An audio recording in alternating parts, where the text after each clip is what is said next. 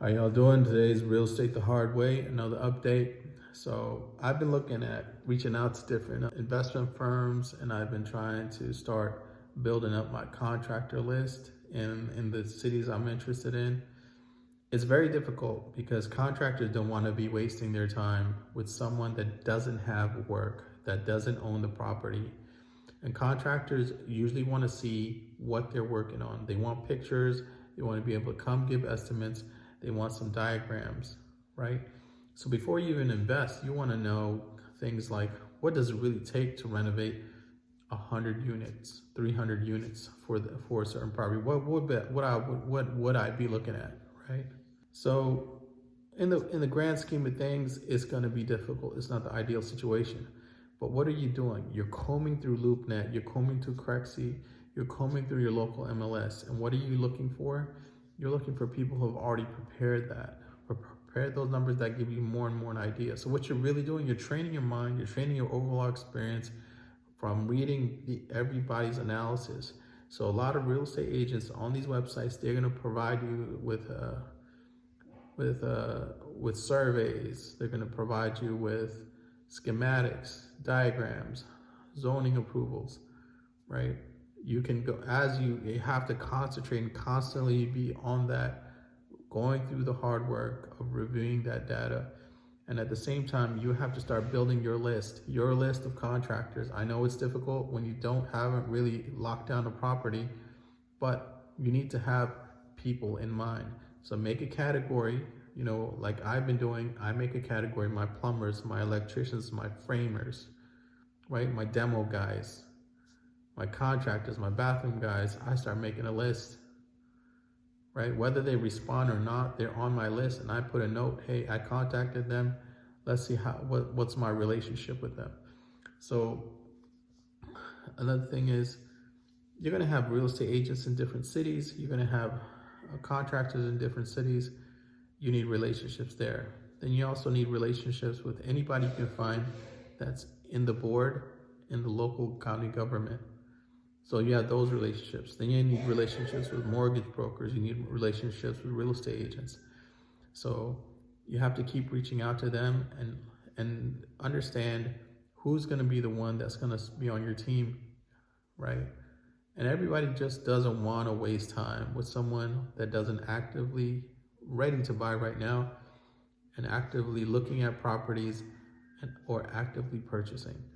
So this is the difficulty, but it's not the end of the world because you have reviews, you have review sites, you have people that you can constantly go back and forth with and see if they're willing to give you any sort of estimate and work with you, or where you feel comfortable working with them. Maybe they can show you past work.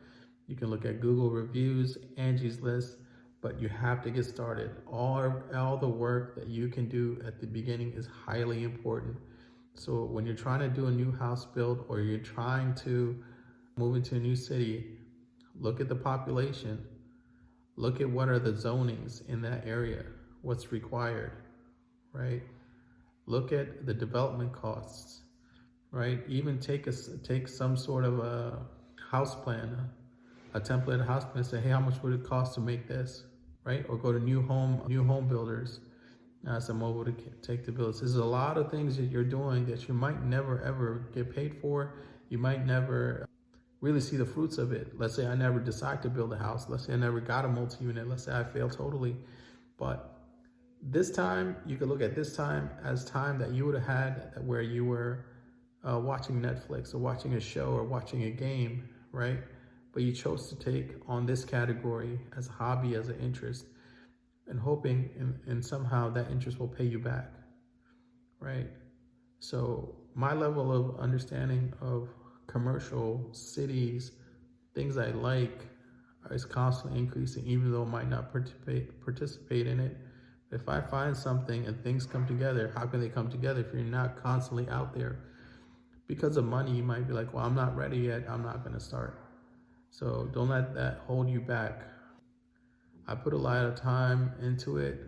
People don't understand my obsession, and people think I love it. I don't. I make sacrifices for the greater good, hopefully, and sometimes I'm right, sometimes I'm wrong.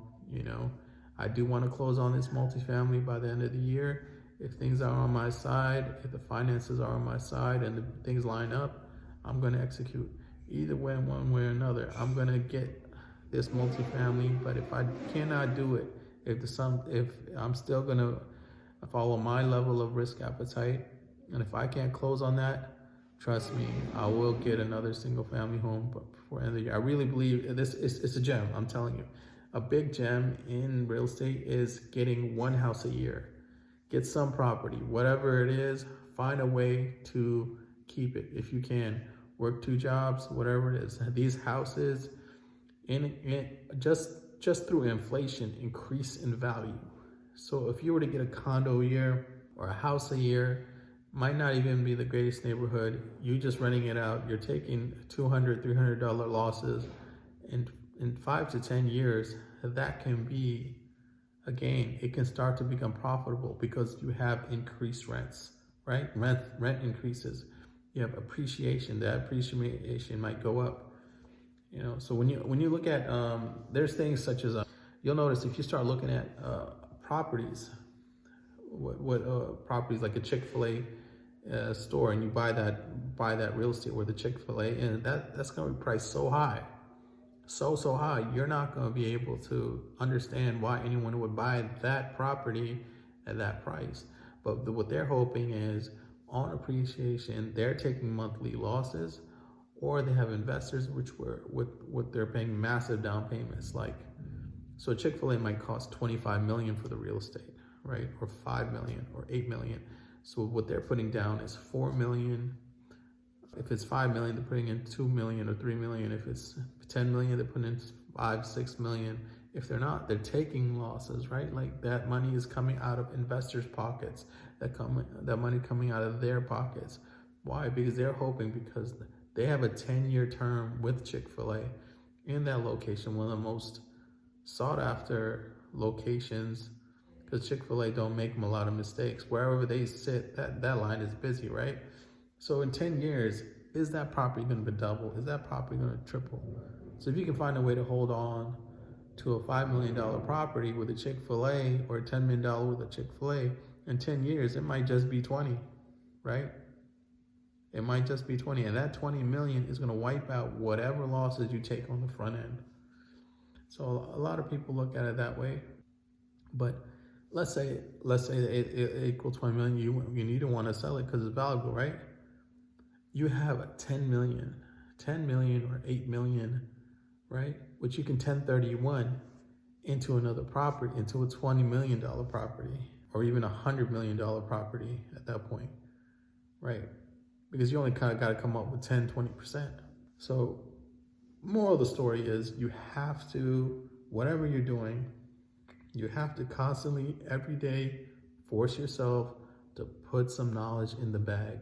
Put some knowledge in the bag, move forward, talk to people, get rolling. You don't have everything together. It's okay, but get grinding, get working, get producing, right? And things will happen. And I know it's bleak sometimes, but you got to grind like this. And I think you got to get up and feel the grind. If you don't feel the grind, do a little bit more.